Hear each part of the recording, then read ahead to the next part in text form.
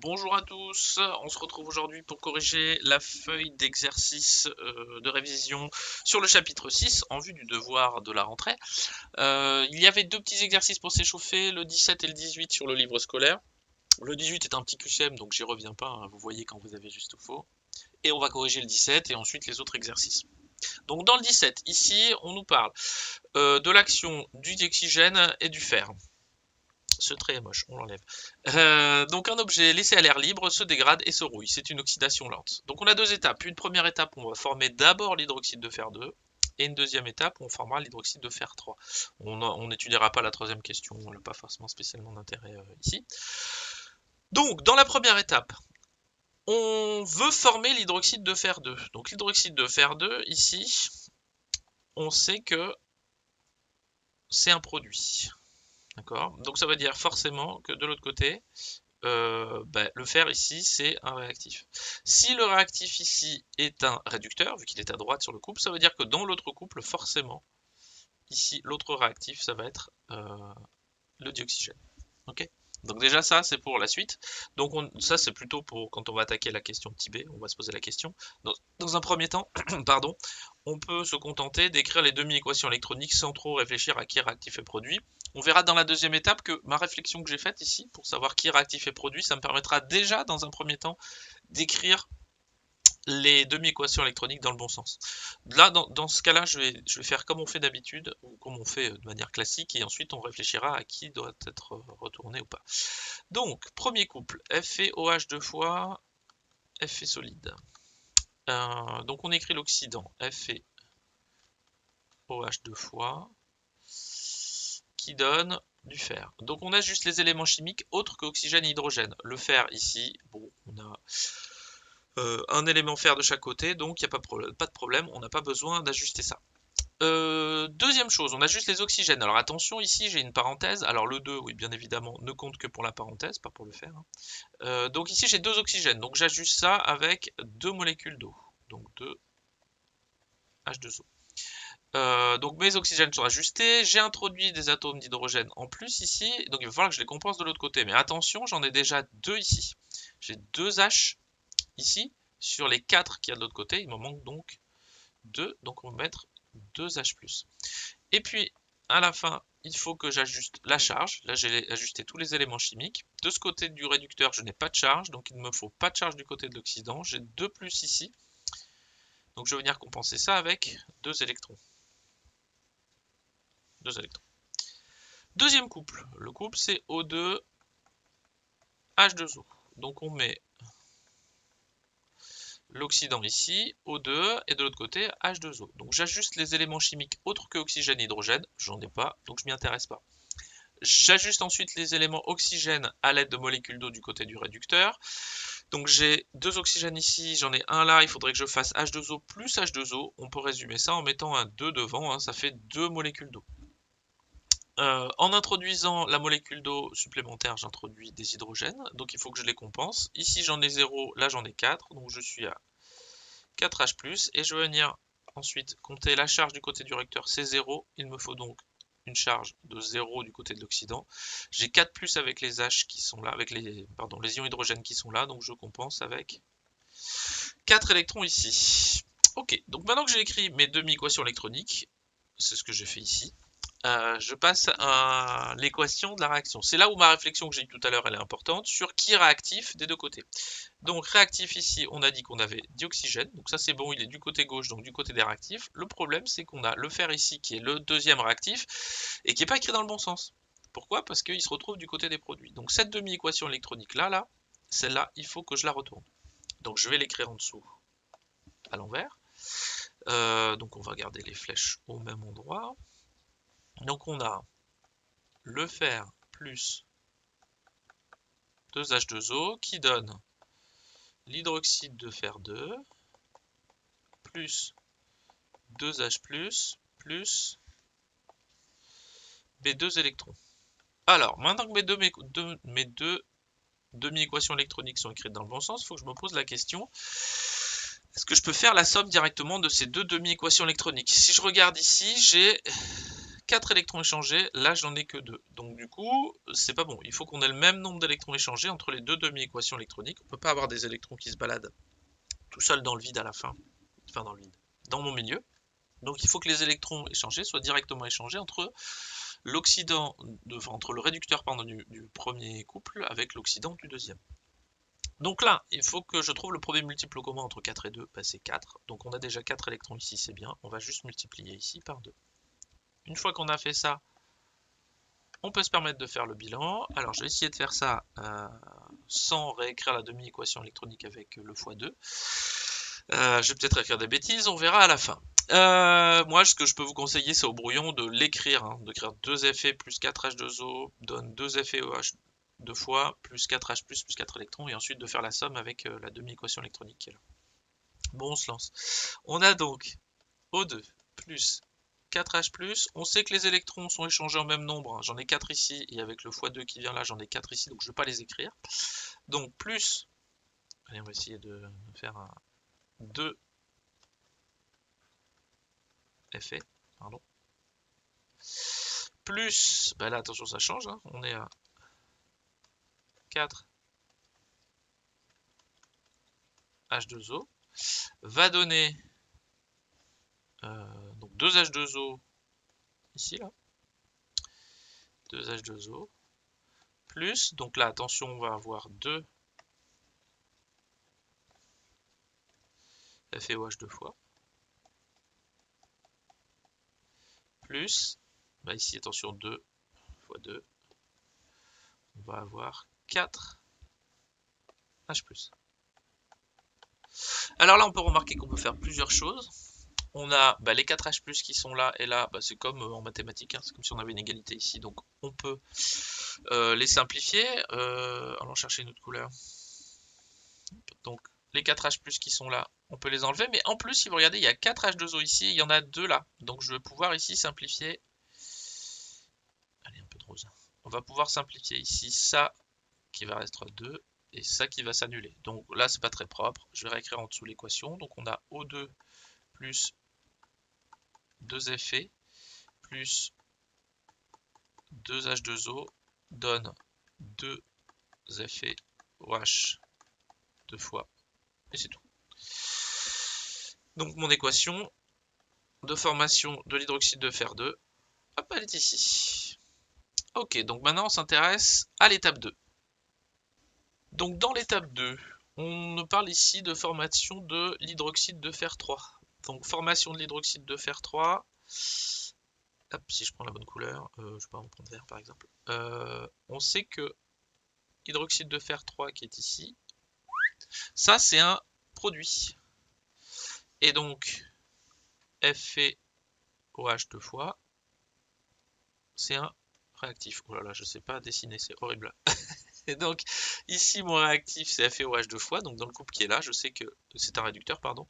Donc je sais ici que hop, lui va être un réactif. Donc je vais en profiter ici pour écrire, surtout dans cette demi-équation électronique là, la demi-équation électronique directement dans le bon sens. Hop. Donc on y va. On commence. FeOH 3 fois FeOH 2 fois. Donc ce que je vais faire, on a dit FeOH 2 fois, c'est un réactif parce qu'on sait qu'on veut former l'hydroxyde de fer 3. Donc je vais écrire le réactif directement à gauche. Ça m'évitera de retourner ma demi-équation tout à l'heure. Problème, c'est que pour ajuster la demi-équation électronique, il faut faire attention. Cette fois, le réducteur est à gauche et l'oxydant va être à droite. Donc FeOH 3 fois. Donc j'ajuste les éléments chimiques autres que oxygène et hydrogène. Ici, le fer n'est pas à changer. Donc maintenant, je m'intéresse à l'oxygène. Donc l'oxygène qui est ici, là, ici j'ai 2 oxygènes, là j'ai 3 oxygènes. Donc du côté du réducteur, hein, je vous rappelle, j'écris à l'envers, du côté du réducteur, on va ajouter une molécule d'eau pour venir compenser l'oxygène qui manque. Donc là j'ai 2 oxygènes, là j'en ai 3. Maintenant avec le H2O que j'ai écrit, j'en ai 3. Ok. Donc là ici, j'ai 2 hydrogènes plus de 4 hydrogènes. Et là, j'ai 3 hydrogènes. Donc, du côté de l'oxydant, je viens compenser l'hydrogène qui manque avec un H+. Donc là, tous les éléments chimiques sont ajustés. Le fer, l'oxygène et les hydrogènes. Donc, il ne me reste plus qu'à ajuster la charge. Du côté du réducteur, je n'ai aucune charge. Donc, du côté de ici, l'oxydant, il faut que j'annule ce plus ici avec un électron. Donc, j'écris un E-, on peut écrire, on n'est pas obligé de mettre le 1 ici.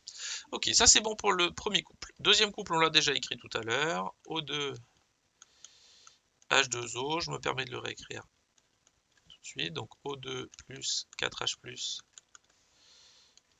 plus 4 électrons donne 2H2O. Ok, donc maintenant, ce qu'il faut qu'on compare, c'est le nombre d'électrons échangés.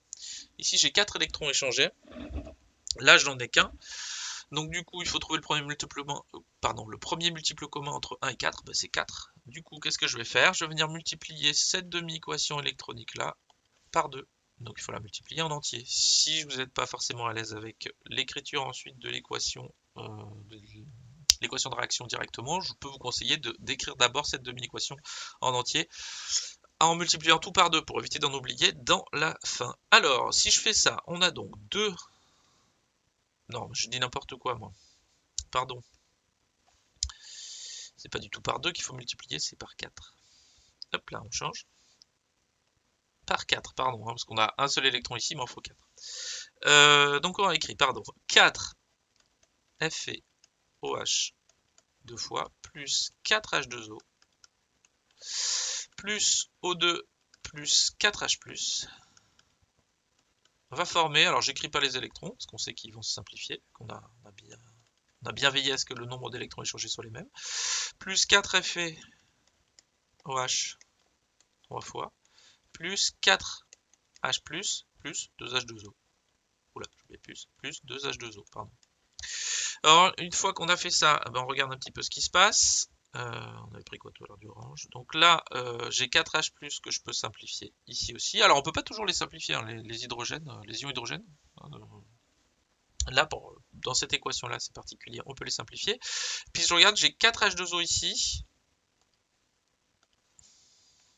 4H2O et 2 ici, donc je vais pouvoir simplifier. Donc je réécris mon équation pour que ce soit un petit peu plus propre. Donc 4FeOH 2 fois, plus 2H2O, plus O2, va former 4FeOH 3 fois. Voilà pour... Alors ça c'est un 4. Voilà pour l'équation de l'étape B. On corrige pas la question 3, elle ne m'intéresse pas pour le moment. Donc voilà pour l'exercice 17. On passe à la suite. Alors, dans cet exercice, on nous demande de compléter le tableau d'avancement et ensuite d'indiquer le réactif limitant, déterminer voilà, éventuellement la composition d'état final. Bon, l'état final, on le fera dans l'exercice suivant, je suis pas sûr. On verra. Si la vidéo est pas trop longue, je ferai l'état final. Sinon, on s'arrêtera juste à déterminer le réactif limitant. Donc, tableau d'avancement, on nous donne l'équation ici avec les nombres stoichiométriques qui sont devant. Et puis la première ligne est déjà complétée, c'est-à-dire qu'on a les quantités de matière, des réactifs qui sont présents ici, puis du produit aussi, vu que la transformation chimique n'est pas commencée, on n'a pas de produit ici. Donc on doit compléter, c'est-à-dire que notre partie 1, là, la réserve, elle est déjà complétée. Ce que j'ai dans mes placards, c'est déjà fait. Maintenant, à partir de l'état intermédiaire et jusqu'à l'état final, mes réserves de réactifs vont être consommées petit à petit en suivant la recette qui est ici. Donc en suivant l'équation qui est là et en suivant les nombres stoichiométriques qui sont devant. Donc dans les cases ici, qu'on retrouve ici, là au niveau des réactifs, dans ces cases-là, on a ce qui reste. Donc ce qui reste, c'est ce que j'ai au départ. Donc je vais réécrire ce que j'ai au départ, moins ce que je consomme. À chaque fois que je fais ma transformation chimique, je consomme 4Al. Donc si je fais x fois ma transformation chimique, j'ai 4x qui viennent ici. De l'autre côté ici, j'ai ce que j'ai au début, moins ce que je consomme. Je consomme 3O2 à chaque fois, donc je vais avoir 3x qui viennent ici. Là, attention, dans le produit, eh bien, j'ai ce que j'ai au début 0, donc je ne l'écris pas, hein, 0 plus les 2x qui sont ici, parce qu'on va former 2 alumines à chaque fois. Pour l'état final, nous on considère qu'on va être forcément dans l'avancement final, donc on va avoir x max ici. Ici, on va avoir Xmax aussi, et pareil ici. Donc en gros, on recopie la ligne du dessus en remplaçant X par Xmax. L'état qui nous intéresse ici, nous, en première, c'est cet état final où il faut qu'on arrive à déterminer qui est le réactif limitant. Donc indiquer le réactif limitant. Pour cela, ben, on n'en sait rien. Ce qu'on sait, c'est que on peut, grâce au tableau, déterminer la valeur de Xmax si on considère que l'aluminium est réactif limitant. Et deuxième chose, on peut aussi trouver la valeur de Xmax si on considère que O2 est réactif limitant. On aura deux valeurs de Xmax qui peuvent être différentes, qui peuvent être égales. Donc si elles sont différentes, il y en a une forcément qui sera inférieure à l'autre. C'est ce Xmax là, qui avance le moins loin d'ailleurs, qui indiquera le réactif limitant. Donc hypothèse 1. Hypothèse 1, on va dire, bon, on va le faire dans l'ordre, hein, on va faire l'aluminium et le réactif limitant.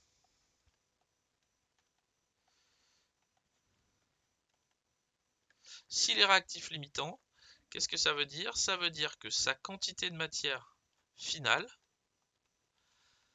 si c'est lui qui limite la réaction, c'est 0. 0 mol. Où est-ce que je trouve la quantité de matière finale? Quantité de matière finale de l'aluminium, donc je vais dans la colonne de l'aluminium, l'état final. Si je fais la jonction entre les deux, bah, c'est cette case-là. Cette case-là, c'est la même que quantité de matière finale d'aluminium. Ok, donc je peux me permettre de remplacer ici quantité de matière finale d'aluminium par cette valeur-là. Donc on a 7,0 moins 4x max égale à 0.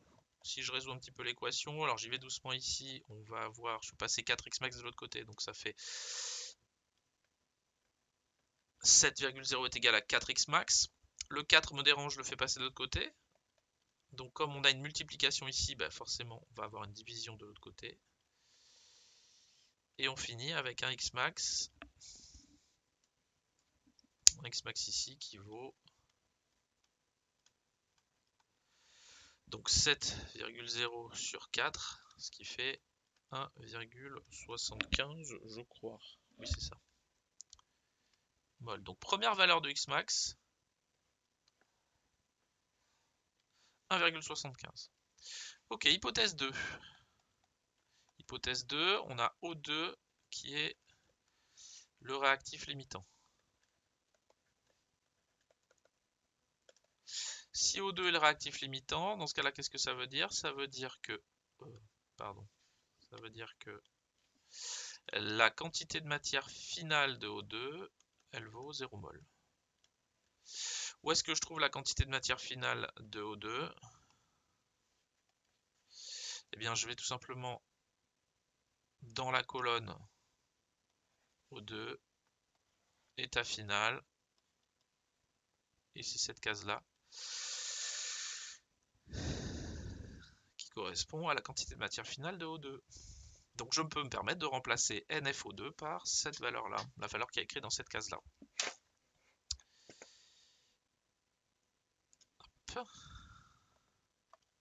Donc ça nous donne ici qu'on a 6,0 moins 3x max égale 0. Bon, je vais un petit peu plus vite que tout à l'heure. Si vous employez la même méthode qu'ici, hein, vous arrivez à... Pardon, x max c'est 6,0 sur 3, ce qui nous fait 2 mol. Donc on a une deuxième valeur de x max. Oh là là, une deuxième valeur de x max. Ok, une deuxième valeur de x max. Donc on a deux valeurs de x max. La valeur de x max ici est inférieure pour l'aluminium. Donc du coup, on en déduit que le réactif limitant, c'est l'aluminium. Et c'est pas le dioxygène. Donc cette hypothèse-là est fausse. Et la bonne valeur de x max, c'est celle-là. Alors attention, avant de faire les choses horribles que je viens de faire, hein, les encadrés pourris et les ronds pourris, la phrase que je veux voir absolument, c'est le réactif qui donne le x max le plus faible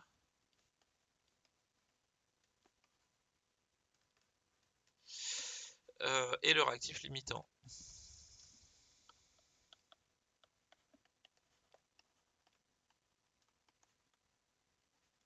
Donc ici, on va avoir le réactif limitant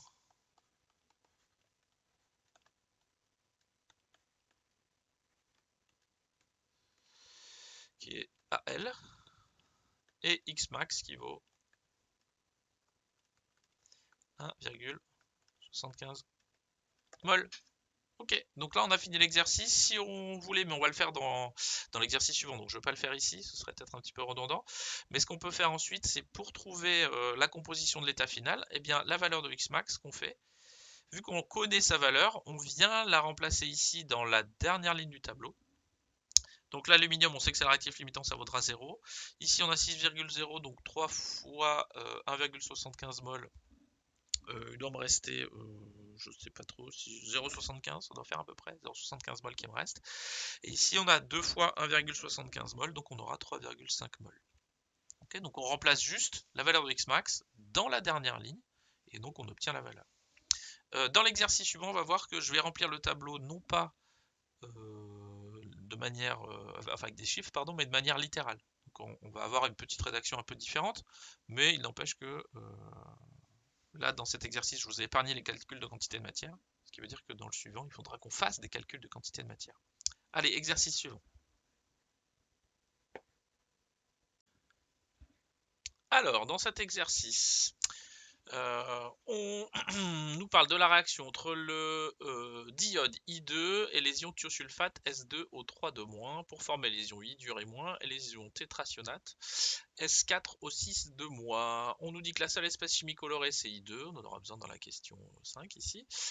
Initialement, le système chimique contient 7,62 g de diode I2 et de 20 ml d'une solution contenant des ions thiosulfate de concentration de 2,5 mol par litre. Les couples mis en jeu I2I-, S4O6-, S2O3-, et on nous donne la masse molaire de I2.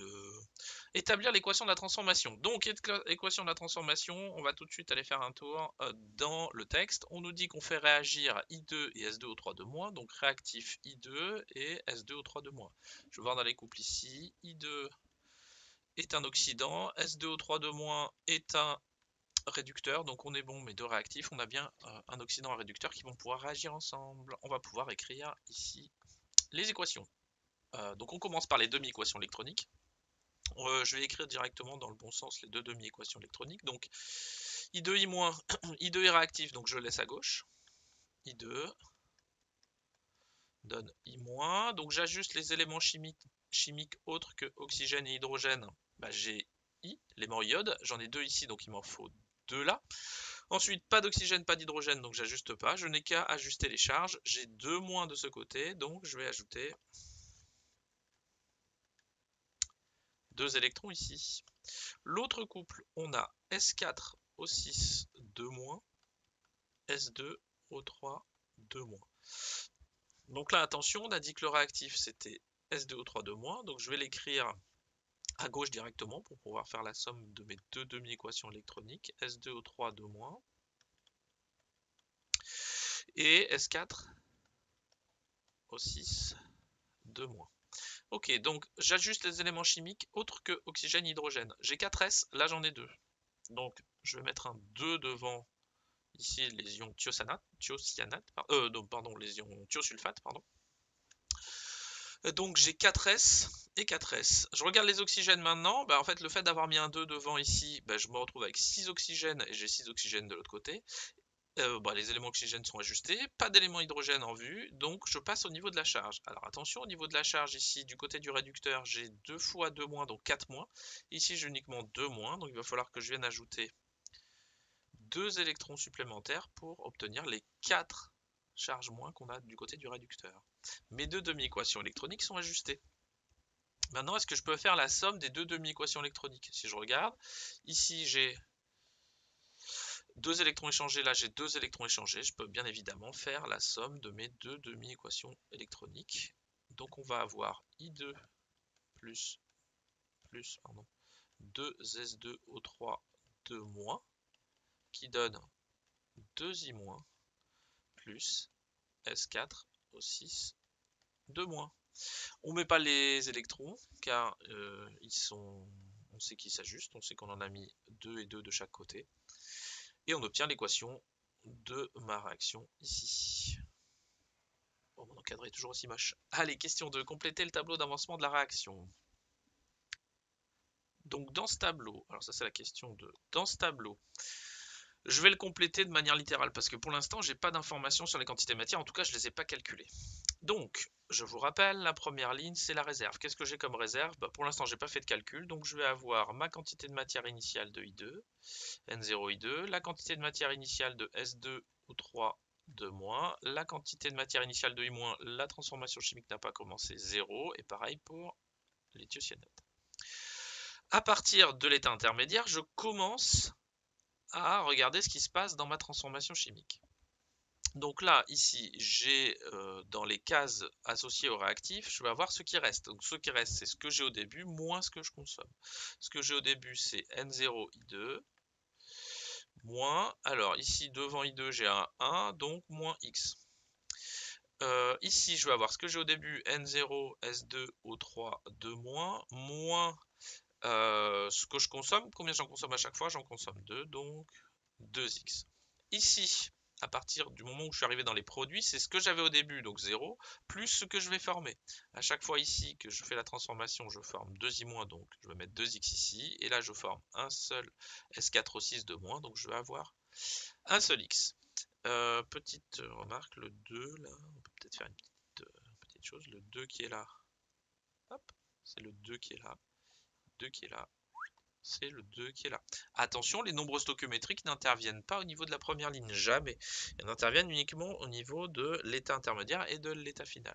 Donc pour basculer sur l'état final, je recopie la ligne du dessus. Comme je suis arrivé à la fin, l'avancement a pris sa valeur maximale. Donc je remplace par Xmax. Je me contente de recopier ce qui est au-dessus, hein, en complétant par Xmax. Donc là, 2Xmax et là Xmax. Ok, ça la question 2. Question 3, déterminer le réactif limitant et la valeur de l'avancement maximal Xmax. Bien détailler la méthode. Donc on l'a vu tout à l'heure, mais on va le refaire ici aussi. Pour déterminer qui est réactif limitant, je m'intéresse ici au premier réactif. Je vais supposer qu'il est limitant et je vais en déduire la valeur de Xmax. Je fais pareil avec le deuxième réactif, je suppose qu'il est limitant, je détermine la deuxième valeur de Xmax, je compare les valeurs de Xmax, le réactif limitant est celui qui donne le Xmax le plus faible. Donc hypothèse 1, I2 est le réactif limitant.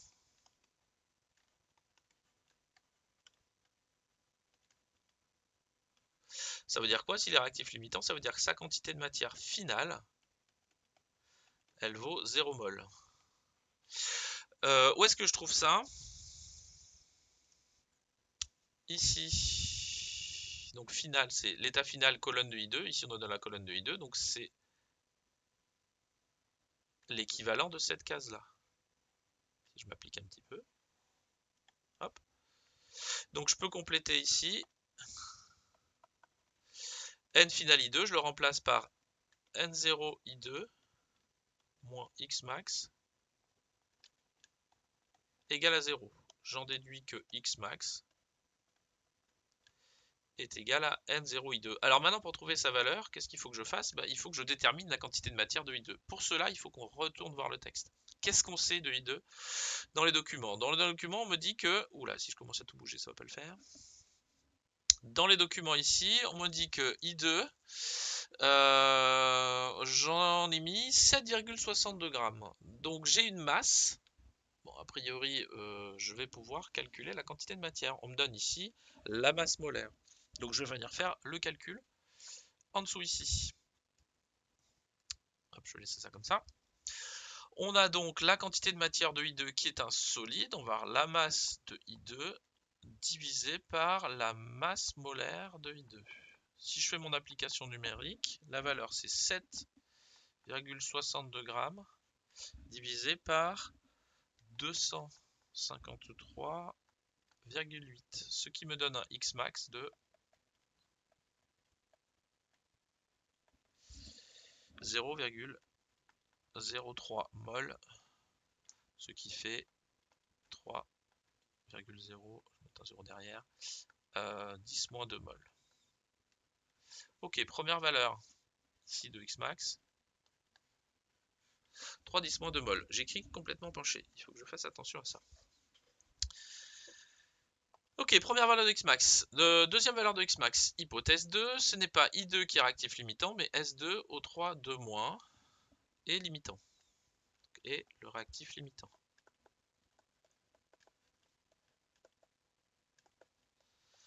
S'il est réactif limitant, qu'est-ce que ça veut dire? Ça veut dire que sa quantité de matière finale, elle vaut 0. Où est-ce que je trouve la quantité de matière finale de I2? Eh bien, quantité de matière finale de I2, c'est dans la colonne ici du tableau de S2O3 et dans la ligne finale. Donc, ça va être forcément cette case-là. Voilà, donc je peux me permettre de remplacer quantité de matière finale de S2O3 par N0 S2O3 moins 2X max égale à 0. Alors, je vais un petit peu vite. On en déduit que X max, c'est N0 de S2O3 sur 2. Vous me direz éventuellement, on m'enverra un message pour me dire comment on fait pour passer de l'un à l'autre. On l'a déjà vu tout à l'heure, comment on fait, que j'ai détaillé. Vous pouvez revenir dans l'exercice précédent où j'ai détaillé un petit peu la manière de faire. Donc pareil ici, quantité de matière initiale de S2O3 ben on ne connaît pas. Donc il faut qu'on aille voir le texte. Qu'est-ce qu'on me dit sur S2O3 dans le texte? On me dit ici dans le texte qu'on a mis 20 ml d'une solution contenant des ions de thiosulfate à la concentration 2,5 mol par litre. Donc la concentration des ions S2O3 je les connais, je connais le volume, donc pour trouver la quantité de matière, on sait que c'est la concentration par le volume. Donc ici, là, on va avoir la concentration S2O3 fois le volume de solution, et ça c'est sur 2. Donc la concentration c'est 2,5 mol par litre. Attention, les 20 millilitres, il faut les mettre en litres. Donc on a un 10-3 ici qui apparaît. Et ça divisé par 2. Si je fais ça, on est à 2,5 10-2, pardon, 10-2 mol. Donc là, on a déduit que la valeur de Xmax, c'est ça. Donc deuxième valeur de Xmax que j'ai trouvé. Presque un encadré magnifique. On a deux valeurs de Xmax. Donc 2,5 10-2 mol ou alors 3 10-2 mol. Bah, on en déduit forcément que l'hypothèse qu'on avait faite sur le diode est fausse car Xmax est supérieur à celui de S2O3 Donc attention, on va réécrire en dessous ce qu'on a fait. Le réactif limitant et celui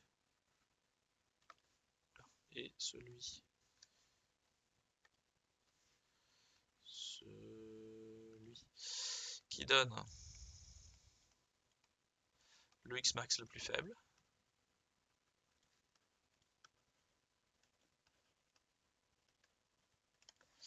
On en déduit quoi? On en déduit qu'ici, le réactif limitant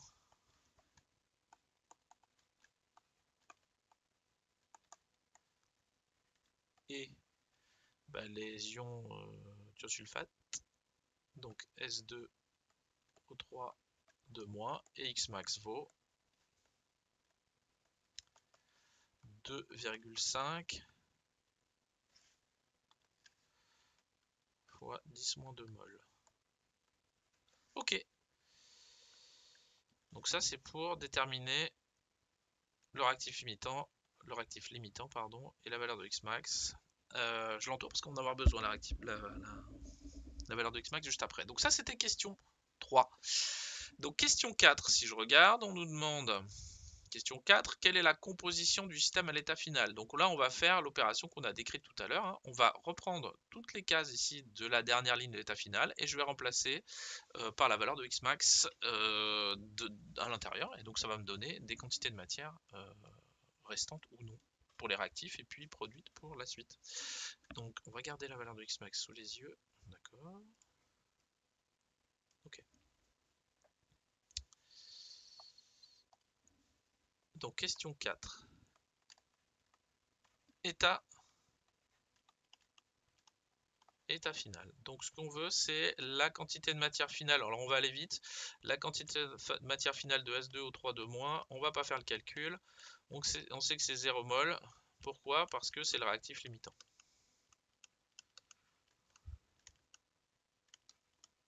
Donc là on s'embête pas, on fait pas le calcul. Ensuite, autre réactif, on a le réactif I2. Donc I2, on sait que c'est la quantité de matière initiale de S2O3 moins Xmax. La quantité de matière finale de S2O3 alors ça, comment je le sais? C'est juste que je suis allé chercher la dernière ligne ici, N0I2 moins Xmax. Okay. Donc ça, la valeur de N0 S2O3 c'est pas possible. C'est... Alors j'ai pas fait le calcul ici, hein, mais on peut réécrire, c'est 2,5 fois 10, fois 20, 10 moins 3, et ça fait 5, 10 moins 2. Okay, donc ici on a 5,0 10 moins 2. Vous pouvez refaire le calcul, hein. Vous refaites le C fois V, vous pouvez l'écrire, hein, c'est très bien. Moins donc Xmax, alors je me suis mal débrouillé, ici moins 2,5 10 moins 2, ben on voit que pour I2 final, pardon, on a 5 moins 2,5, ça fait 2,5 10 moins 2 mol. Ok, très bien.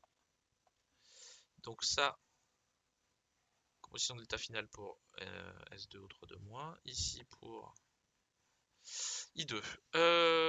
On continue. Alors après, c'est un petit peu plus simple pour les produits. Donc quantité de matière finale de I-, où est-ce que je trouve ça? Dans le tableau, je trouve ici, I-, on est là, I-, on a 2X max. Et puis tant qu'à faire, on va regarder pour l'autre, ça nous évitera de revenir. Et pour S4O6 de on est à X max. Ça évitera d'aller retourner voir le tableau tout à l'heure. Donc on a 2X max, bon là c'est pas très compliqué, il suffit de remplacer 2 fois 2,5 10 moins 2, 10 moins 2, ça nous donne 5,0 10 moins 2 mol. Donc on a la quantité de matière finale pour I-. Ok. Et enfin, la quantité de matière finale de S4O6 de moins. On a vu c'était X max. Il suffit de recopier 2,5 10 moins 2 mol. Donc si tout se passe bien, si je fais mon expérience, donc un moins là. Si je fais mon expérience, je devrais obtenir ces quantités de matière, de réactifs et de produits dans l'état final. Donc ça c'est, on a fait le bilan d'état final. Maintenant on va essayer d'interpréter un petit peu ce qui se passe derrière. Surtout en termes de qu'est-ce qui me reste comme réactif, qu'est-ce que j'ai comme produit. Donc la question 5. Le mélange final est-il coloré? Alors je vous rappelle, dans le texte on nous avait dit à un moment donné que la seule espèce chimique colorée, c'était I2. I2 ici, la question est-ce que j'en ai au début, est-ce qu'il m'en reste à la fin? S'il m'en reste à la fin, a priori, mon mélange est toujours coloré. Donc on va voir le bilan état final. Je regarde ici pour I2, I2, il me reste du I2 ici. Donc s'il me reste du I2, question 5, il reste du diode I2 à l'état final.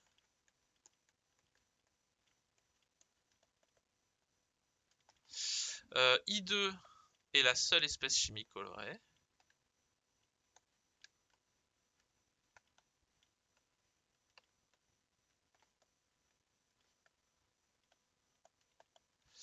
Par conséquent, à l'état final,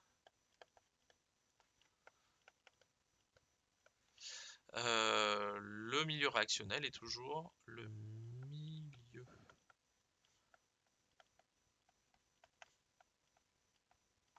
réactionnel est toujours coloré. Alors, il l'est moins. Toujours. Oh là là, le vert. Est toujours coloré. Alors, il l'est moins qu'à l'état initial parce que la quantité de matière finale de I2, elle est inférieure à la quantité de matière initiale de I2. Ok. Bon, on va quand même l'écrire, ça peut être intéressant.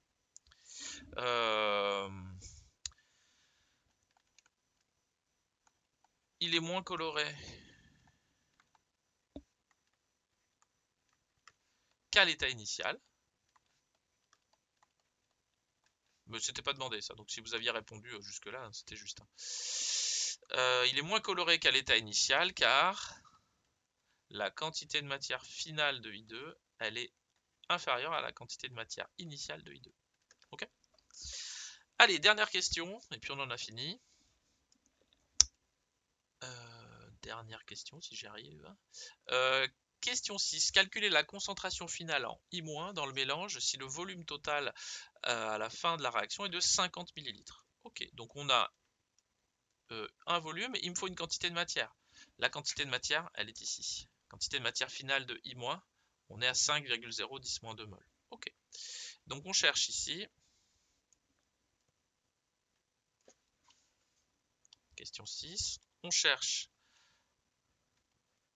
la concentration en I- de la solution. Alors cette concentration-là, on peut la noter aussi I- entre crochets.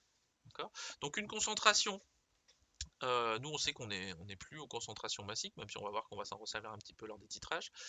On est passé à la concentration molaire. Donc la concentration molaire de I-, c'est la quantité de matière finale de I- sur le volume de solution. Okay. Donc ça c'est en mol, ça il faut que ce soit en litres, et ça c'est en mol par litre. Okay. Donc les données, qu'est-ce qu'on a?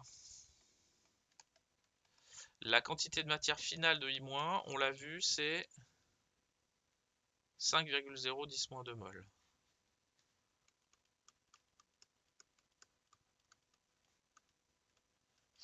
Le volume de solution, le texte, le texte nous dit que c'est 50 ml, ce qui me donne 50 fois 10-3 litres. Alors on sait que le préfixe milli, c'est la même chose que 10-3. Okay. Bon, bah j'ai tout, je peux faire mon calcul. Hop, on y va. Application numérique, la concentration en ion I- de la solution. C'est donc quantité de matière finale, donc 5,010-2 sur 50 10-3. Bon, on voit bien que 50 10-3, c'est la même chose que 5 10-2, ce qui nous fait 1 mol par litre. 1 mol par litre. Pardon, c'est un 1 ce truc. Attendez, on va le faire mieux que ça parce que c'est très moche. Hop. Moins 1, voilà, mieux. Et donc, du coup, la concentration molaire des ions I- à l'état final, c'est 1 mol par litre. Bon, voilà pour la correction de cet exercice. On a revu plusieurs choses, entre autres quelques calculs de quantité de matière. Bon, il y a des petits calculs de quantité de matière qu'on n'a pas revu, pardon. Hein, quand on a par exemple un liquide pur. Hein, je vous rappelle qu'on utilise la masse sur la masse molaire, et pour trouver la masse d'un liquide pur, c'est son volume fois sa masse volumique. Et puis, on n'a pas revu non plus les calculs de quantité de matière avec les gaz. Donc faites attention, ça fait partie des choses. C'est pas parce que c'est pas dans l'exercice de révision que ça ne sera pas dans le devoir. Voilà, bon, n'hésitez pas à m'envoyer un message sur Pronote si vous avez des questions sur cette correction. Et puis j'espère que ça vous sera utile. Allez, bonne fin de journée à vous et bonne fin de vacances.